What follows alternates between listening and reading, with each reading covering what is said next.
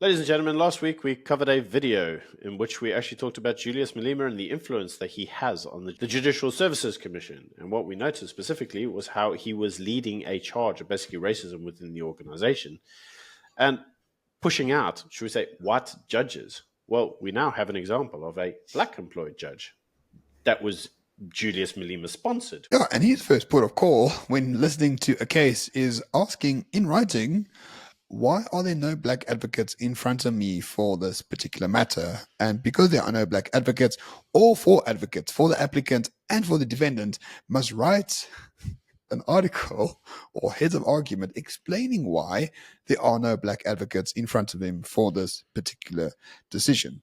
Now, Byron, I'm not too sure about you, but is this not the most blatant attempt at racism you've ever seen from the judiciary in all of its existence right here in South Africa? Because even under apartheid, they focused on the law and the facts. And sometimes they got it wrong, sometimes they got it right. But they never, ever, ever decided things based on the racial makeup of the legal teams. But this is Rita Danistan, so apparently this is something that can be done these days. It's actually unsurprising, Ramon, because the actual case in question, the one that the judge is sitting on, is actually around black economic employment. And the reason I say black economic employment is because it's a firm who hasn't met a certain quota, and obviously they go now to the judge to basically explain why they're doing what they're doing.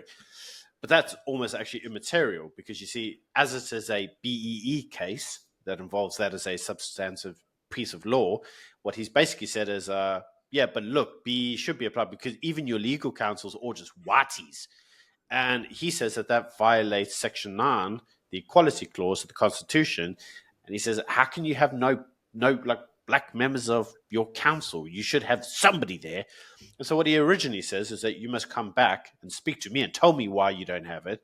But then somebody probably told him, dude, you probably can't do that. And he said, oh, okay, so what you can do is you can submit written affidavits to me to explain to me why you don't have any people of color in your legal team. It's a very interesting point because the makeup of the legal team or the constitution of the legal team was not the point of the case. This is actually a point that the judge has raised as a point of contention himself. Now, you may look at that in the existing context of the Constitution and say, yeah, but you can't do that. And I think, Ramon, it's really important to basically look at what this specific judge had to say when being interviewed by Julius Malema. Because when being interviewed by Julius Malema, he was asked basically what you think of like local customs and apartheid and, you know, where you come from. And he basically says to Julius, he says, you know, our judicial system is basically, our legal system is basically captured by, you know, these foreign people. And we don't have enough influence to, or importance. We don't attach enough importance to local African customs. And we must look at the African context and we should basically just infer it into the legal rulings. And Julius was like, I like it. And he gave him a job.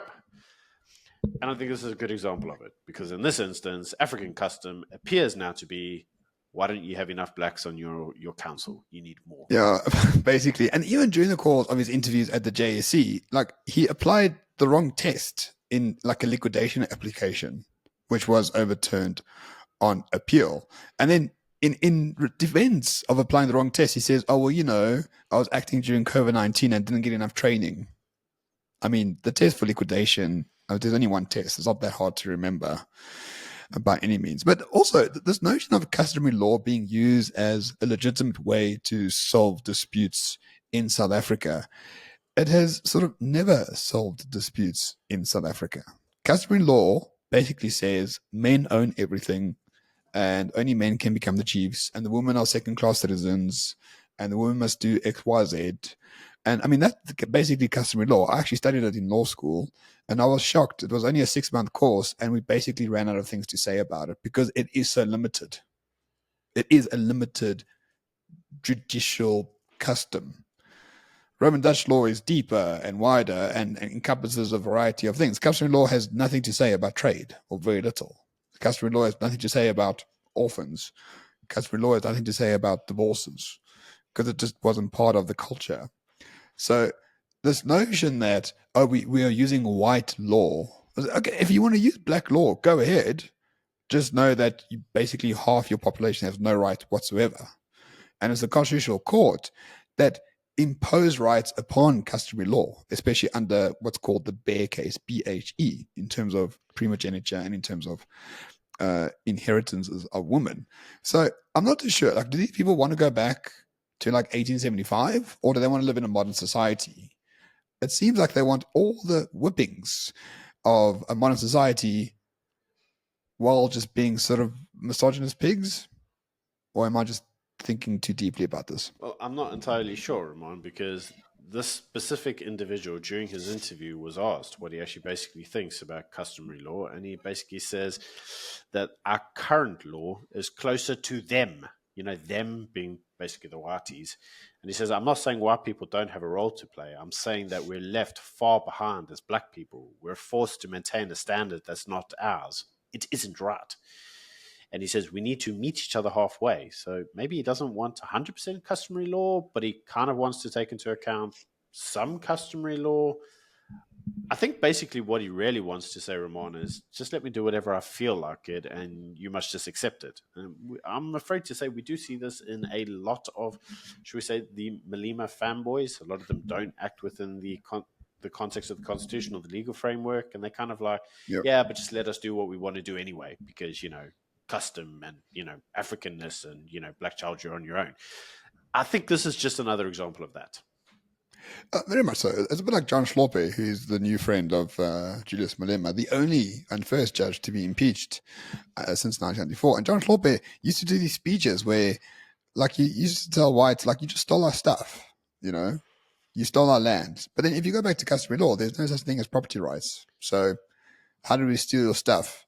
Under customary law, which property rights don't exist, and also under Roman Dutch law, where property rights did exist, but they didn't apply to you at the time. So which way do you want it? You can't have your legal cake and eat it too. You must make a decision.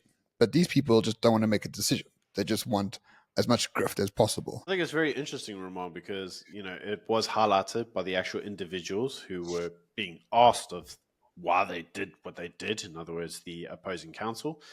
They basically said that basically Chief Justice Zondo, he must come out there and basically have a ruling against this. He must say whether this should be allowed or not, because he says if you open this type of idea up within the judiciary, it's nothing more than political posturing. And it says it opens the doors for abuse, because what you do is basically create a precedent whereby if you, and I quote, don't like the faces in front of you, that you can be racist. And I think that's kind of true, Ramon. You either say that justice is blind, in which case you can't shove the ideas of race, creed, religion, or any gender down somebody's throat during the court case, and you basically have to accept that your counsel is your counsel. That's who's there. You need to look at the substantive issues, which is that of the legal arguments. But I think in this case, the legal arguments are probably going to fall flat, and all we do is we revert to, cries of racism. Yeah, very much so. And maybe there aren't enough black advocates because Dalian Pofu takes all the fucking jobs. How about that? The chairman of the EFF, the one black advocate, he takes every single job given to a black advocate. Him and that Timba Kwayo, whatever his name is, whatever, the guy who went to the ICJ. I can't say his name. I don't give a fuck. Those are the only two people who actually have jobs as black advocates. So how about you ask them to share a little bit rather than focus on the whites and, the racial makeup of the people in front of you? It's a disgrace. But Sri Afghanistan, are we really that surprised?